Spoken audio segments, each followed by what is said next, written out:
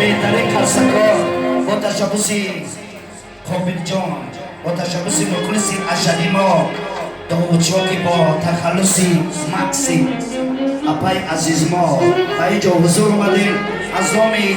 اینا به داماد عروس خدا بختیه در اینجا می نگریم دستی چپی ما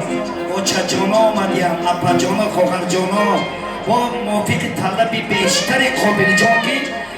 اگر امکانیت باشه از سرشوی توی با سرود مادر آغاز کنیم موافق طلبی قابل جان من داماد از بجای خود نشینیم سرود اول در بس مادر بعد برقص بازی ما در خدمت شما ای بندگان خدا